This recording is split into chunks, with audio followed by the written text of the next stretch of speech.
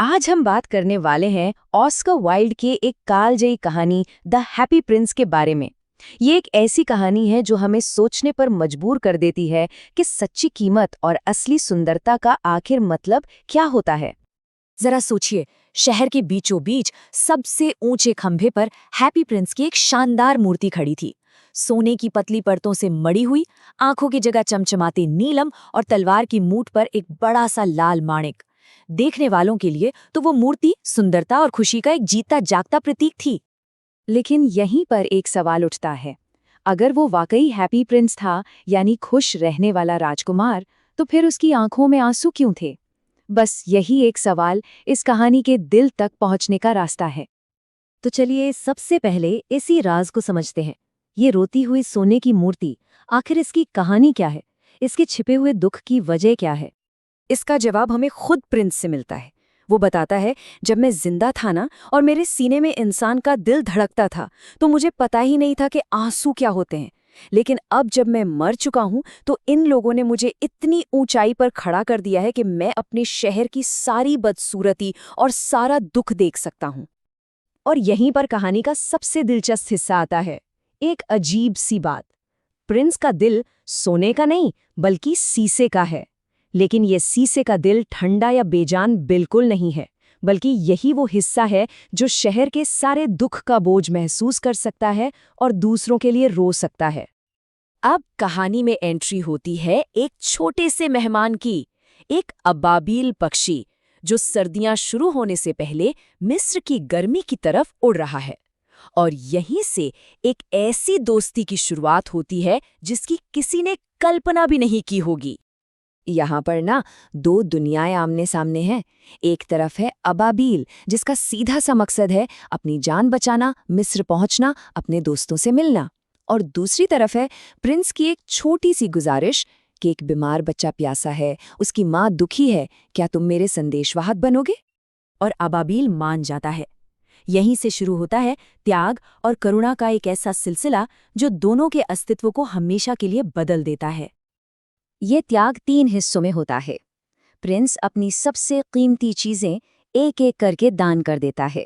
पहले अपनी तलवार का माणिक एक गरीब दर्जी के लिए, फिर अपनी एक आंख का नीलम एक लेखक के लिए, और आखिर में अपनी दूसरी आंख का नीलम एक माचिस बेचने वाली लड़की के लिए।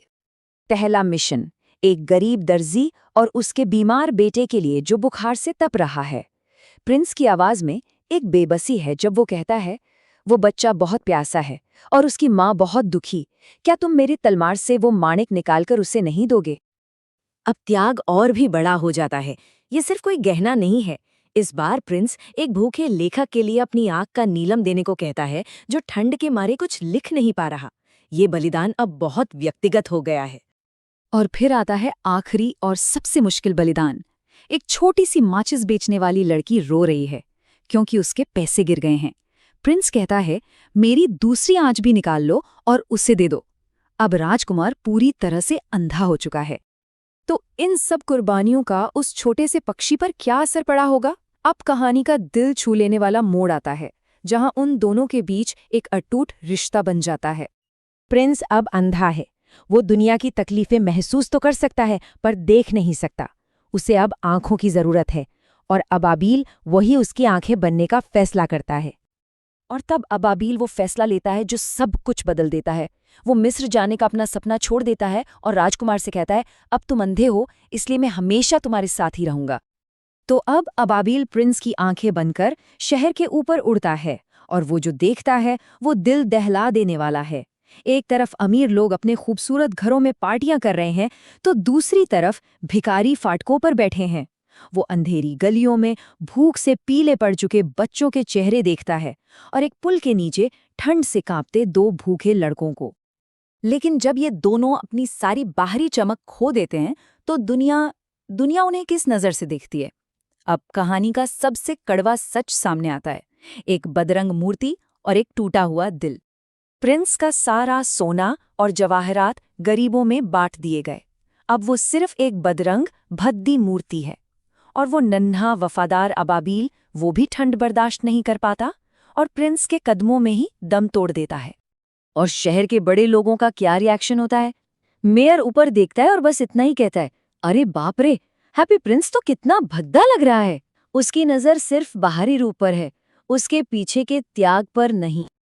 लेकिन सबसे तीखी चोट तो यूनिवर्सिटी के आर्ट प्रोफेसर की बात से लगती है। वो कहते हैं, क्योंकि अब ये सुंदर नहीं है तो ये किसी काम का भी नहीं है। सोचिए कितनी सतही सोच है कि सुंदरता को उपयोगिता से जोड़ा जा रहा है। तो उस बेकार मूर्ति को उतार कर भट्ठी में डाल दिया जाता है। धातु पिघल जाती है, सब कुछ। लेकिन एक चीज है जो आग में भी नहीं गलती, वो टूटा हुआ शीशे का दिल, करुणा की वो निशानी। आग से भी ज्यादा ताकतवर साबित होती है। और यही कहानी हमें अपने असली मकसद तक ले आती है, शहर की दो सबसे कीमती चीजें। कहानी के आखिर में ईश्वर अपने एक फरिश्ते से कहते हैं, जाओ और मुझे इस शहर की दो सबसे अनमोल चीजें लाकर दो। और वो फरिश्ता क्या लाता है? सोना, हीरे? नहीं, वो लाता है वो टूटा हुआ शीशे का दिल और वो मरा हुआ छोटा सा पक्षी। वो चीजें जिन्हें दुनिया ने कचरा समझकर फेंक दिया था, वही ईश्वर की नज़र में सबसे अनमोल थीं। तो ये कहानी हमें एक बहुत बड़े सवाल पर लाकर छोड़ देती है। असल में किसी चीज के कीमती होने का मतलब क्या होता है? क्या वो चमक दमक है जो बाहर से दिखती है, या वो अच्छाई, वो त्याग है जो अंदर छिपा होता है?